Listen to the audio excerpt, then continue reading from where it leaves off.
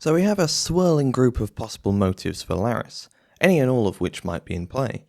The general desire for power, money, influence, status, etc., resentment at society and specific people for their treatment of him due to his disability, which in a Tyrion-esque way may have become a self-fulfilling prophecy, a Varys-like flair for the dramatic which suggests enjoyment of the Game of Thrones, and a Littlefinger-like pathetic, desperate lust masked by a confident, high-minded exterior. With all that said, let's look at the things Larys may have done in the dance which didn't make it into the history books, or at least not under his name, and see if we can explain any of them with our motivations. One possible explanation for a number of things which go on during the dance is that Larys was working for the Blacks the whole time. Now this might seem a bit far-fetched, given that in the rundown I gave at the start of the video, I noted that he seems to be backing the Greens pretty much from the word go. But there's a lot of things that would make you suspect him. The biggest one being this sentence in Fire and Blood, which takes place as Daemon is plotting revenge for the death of Luke. Unbeknownst to King Aegon, the Hand, or the Queen Dowager, he, Daemon, had allies at court as well, even on the Green Council. You'd think that after such a bombshell, Gildain would, maybe clarify who he was accusing here, but incredibly he doesn't, though it's not that hard to work it out.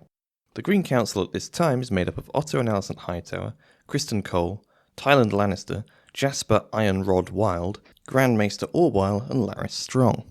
Otto and Alicent can be immediately discounted, as Gildain says they don't know about the traitor. Ironrod is later executed by Rhaenyra, and Tywin Lannister is horrifically tortured on her orders, which suggests they're not her secret allies.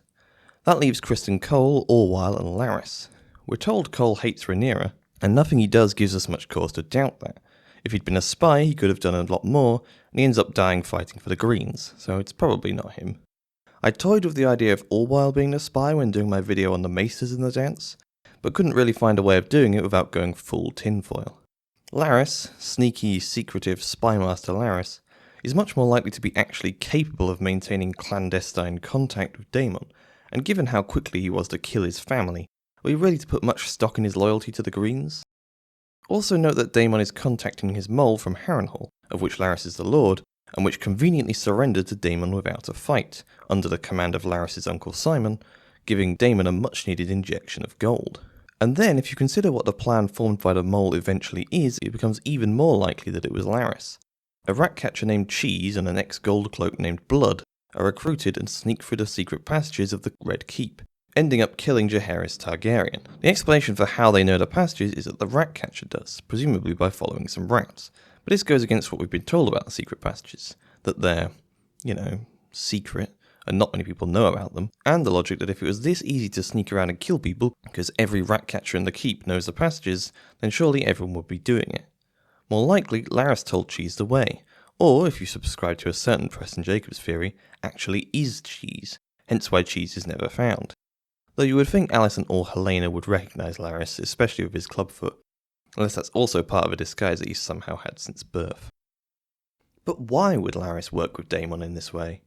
It might be part of a deliberate escalation of the war, like Littlefinger. A son for a son makes the whole world blind, in the land of the blind the clubfoot is king kind of thing. Or it could be because Larys was a child that was shunned by the village and wants to burn it down to feel its warmth. It could be that he's just making sure that whatever the outcome of the war, he'll be able to hang on to power. If the Greens win, great. If the Blacks win, great. He's helped both sides. It could be that he just loves subterfuge and plots. The more elaborate and diabolical, the better. It could be that he wants to punish Alicent for maybe rejecting him. After all, there wasn't really any given reason why the murder had to be carried out in Alicent's room with her present, as the point was to go after Helena and her kids. Or it could be all of those reasons. Whatever his motive, though, we can probably discount the idea that Larys is a Green diehard, because someone on the Green Council apparently helped Daemon with this, and the shoe fits Larys better than anyone else. Once you have Larys pegged as secretly working for the Blacks, you can find all sorts of pies he might have had a little finger in. For example, Daemon's taking of Harrenhal that I alluded to earlier could have been arranged, with Simon given orders to surrender when he showed up. There's a few more hints about this. For example, when Daemon makes a suggestion to attack Harrenhal at the Black Council, Gildain notes that it's slightly uncharacteristic for him to not just want to rush King's Landing. Daemon the strategist is not someone we often see. His war in the Stepstones during Viserys' reign showed the limits of his understanding of anything beyond burning his enemies alive. Yet here he puts forward a plan to fight this war with words before we go to battle. A plan which ends up working very well. Also notable in this council is Daemon saying, "We have friends in the Riverlands," though not all of them dare show their colours yet. Perhaps one of those friends who gave him this idea is Larys Strong. In fact, there's so much evidence that Larys might be playing both sides that even the characters within the story figure it out. When Aemon decides to march on Harrenhal, Gyldayn tells us that Daemon had heard about this before he even set off. This is pretty impressive given that Aemon left within a fortnight of his declaration, and Harrenhal is specified as being 16 days' march from King's Landing. Using some back-of-a-fag packet maths with an average army marching times versus how long a bloke on a horse would take, the message that reached Daemon before Aemon set off would have to have been sent pretty much as soon as Aemon decided, probably meaning it was sent by someone on the Green Council who discussed the plan with Aemon. Notably, Larys is the only one whose opinions on whether Aemon should go or not aren't recorded. When Aemon reaches Harrenhal and realises he's been tricked and Daemon left to go take King's Landing, he comes to the conclusion that Larys was responsible for the leak, and so executes his great uncle Simon and every other strong man and boy, which, given Larys' affinity for familicide, might well have been part of the plan. Then there's the manner in which King's Landing falls to Rhaenyra and her friends. Daemon's latent support in the Gold Cloaks and the help of Lady Misery, who is the Blacks' spy mistress, are certainly important to the swift fall of the city, but there are some aspects to it that seem unlikely without a man on the inside, like the fact that all 7 captains of the city watch at the gates were simultaneously overthrown by their subordinates when Daemon appeared in the sky. This is told like it was spontaneous, but more likely it was planned, and if so, it would need a coordinator with a lot of access. The palace coup that takes place at the same time, with all while imprisoned and Alicent's brother murdered, also suggests someone coordinating things from within. And of course there's Larys' disappearance, which would be helped by foreknowledge of the whole thing. So does this mean that Larys was a secret black supporter the whole time? And if so, why? Aemon thinks he knows. Rhaenyra's sons, the heirs to the throne, are Harwin Strong's bastards, or at least everyone thinks they are, meaning they're Larys' nephews. As we've discussed, Larys is not motivated by great familial attachment, but it certainly doesn't hurt to be the uncle of the heirs to the throne, especially if every single other member of that side of the family is dead, making you the only one able to exploit that connection. It might also be that Larys has more sympathy for Jace, Luke and Joffrey. He and they are all members of Tyrion's Cripples, Bastards and Broken Things club. The strong boys are, like Larys, maligned for what they are from the moment they're born. But Larys is probably too Machiavellian to let any sympathy for his nephews cloud his judgment, hence him helping Aegon and his kids to escape King's Landing and squirreling them away on Dragonstone. A backup plan in case the Blacks lose, so he can always be in the good books of the guys who win. If some fire hadn't magically found its way to Dragonstone and been reclaimed by Aegon, Larys could probably have kept him secret indefinitely and bumped him off if and when he needed to. From the Blacks' point of view, it also has the added benefit of meaning no one else can claim Sunfire if they happen to find the dragon wherever it went to, which is also a benefit of psychologically destroying Helena rather than killing her. No one else can claim her dragon, but she's in no state to ride it. Who knows whether this was part of the plan in either of these cases, but if it was, it sounds like something only the devious and cunning Larys Strong would come up with. Mushroom accuses Larys of working against Rhaenyra from the shadows, spreading malicious rumours that she sent the decapitated head of Maelor to Helena, and then had her killed. These rumours, which Gyldayn thinks are fake news, helped to turn the small folk against Rhaenyra, and led to her being overthrown. But did he actually do this? Perkin the Flea was his guy and was one of the 3 main rebel forces that overthrew Rhaenyra, something Larys was clearly on board with, and Perkin the Flea then goes on to release Orwyle, Tywin Lannister and Corlys from the dungeons, where they had been locked up by Rhaenyra. So was Larys actually Daemon's man on the inside? Because if he was, why would he then work against Rhaenyra and try to overthrow her? Well, he might not have been. All we have to go on is Mushroom's assertion that Larys was spreading rumours, but we have no evidence other than that. And there was plenty to enrage the small folk that didn't involve Larys at all, like Bartimos Celtigar's taxes or the Shepherd's rabble-rousing. The wording of Fire and Blood suggests that Sir Perkin the Flea only crowned Trystane after the city had already collapsed into rioting, with Gaemon Palehair, the one true king, already having been crowned, and the Shepherd and Wat the Tanner also already in play.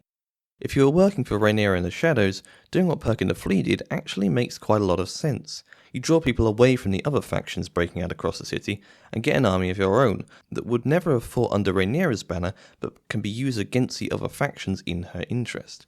When your enemies vastly outnumber you, making them fight each other is pretty much your only course of action. That might have been the plan, but then something changed. What that was depends on your view of Larys. It could be that he abandoned Rhaenyra once it was obvious her cause was lost, because he was only ever siding with whoever seemed likely to win. Alternatively, 2 other events could have been decisive: Daemon's betrayal and Joffrey's death. Rhaenyra learns that Nettles escaped and that her own beloved consort had betrayed her, i.e. that Daemon had buggered off to Harrenhal, and she learns this on the day in between the two big riots. If Larys learned this at the same time, it might have been the tipping point. After all, in all of his working for the Blacks, it seems to be more that he's working with Daemon rather than Rhaenyra. It's possible Rhaenyra didn't even know he was on their side. She puts a bounty on his head after they take King's Landing, which could have just been to preserve his cover, but might in fact be because Daemon didn't tell Rhaenyra Larys was working for him. Alternatively, Larys may have already found out that Daemon was dead. He's a spymaster after all, and Daemon did die fighting in Harrenhal, which Larys is still lord of, with the only witness being Alice Rivers, who is possibly Larys' half-sister. No one else knows Daemon's dead, but Larys might, which could explain him giving up on Rhaenyra. In either of these cases, Larys could have found out long before the riots, and started working against Rhaenyra then to bring her down. One other possibility though has Larys only fully abandoning the Blacks midway through the riots, when his last bastard nephew Joffrey Velaryon dies. With Joffrey dead, Larys no longer has any prospect of becoming uncle to a king if Rhaenyra wins. If this was part of the motivation for Larys siding with the Blacks, that motivation is now gone. It's only after Joffrey's death that Perkin the Flea moves decisively against Rhaenyra's remaining forces, killing dozens of them, capturing the Red Keep, and freeing Greens like Tywin Lannister and Orwell. From this point on, Larys' actions, as we've discussed, always make sure he is on the winning side, taking the Red Keep with Trystane Truefire, cutting a deal with the Greens when they show up with an army, then killing Aegon when the Blacks show up with an even bigger army. Larys always manages to come out on top. So in conclusion, Larys couldn't have simply been a die-hard Green supporter, nor was he that enamoured with the Blacks given that he eventually abandoned them. We're left with the possible motivations we had at the start, making sure that he's always on the winning side, the simple love of the Game of Thrones, resentment at society for treating him badly, or a foot fetish. Which of these, if any, is the most likely? Might be a bit of a cop-out, but my favourite answer is, why not all of them? Larys choosing to die rather than live as a fugitive or Night's Watchman shows that being a powerful intriguer is at the foundation of his hierarchy of needs, suggesting at the very least that his love of the Game of Thrones is important to him. His request to cut off his foot, even though it will happen after he dies, so why should he care, could suggest a Tyrion-like hatred of society, and his actions during the dance serve to prolong it and kill as many people as possible. Perhaps Craig Stark was right and Larys was hoping to lull the lads into a false sense of security until mercenaries could be hired to keep the war going, all to get revenge on everyone who looked down on him for his disability. His actions, especially during the fall of King's Landing, where he switches sides about 15 times, show that keeping himself in power is what drives him more than loyalty to any person, group or idea. And the foot fetish thing makes sense as it ties him to Littlefinger, who is similarly motivated by his infatuation with Sansa. I like this parallel because I see Larys' death at the hands of Krieg and Stark as an inversion of the Littlefinger-Ned dynamic, where Ned's political ineptitude and stubborn adherence to honour are easily exploited by Littlefinger's political machinations, ending with Ned's execution. With Larys and Craig, it's Larys' political mastery and inability to even spell the word honour which prove his undoing, when matched against Craig's stubborn insistence on things like regicide being illegal, which no one else was that bothered about. And ultimately, Larys is beheaded, just like Ned was. This was a long one, so I'll draw it to a close here. Tell me what you think in the comments below. This one's pretty open-ended, so there will be loads of possible motives for Larys I didn't think of. In fact, I had a whole other section of tinfoil that there just wasn't room for here. Did Larys fake his death? Was he working for the Maesters the whole time? Is he actually completely innocent and history has scapegoated him? Was he part of some magical conspiracy with Alice Rivers? Stuff like that. Might make a part 2 on that. Might not. Anyway, until then, thanks for watching, and goodbye.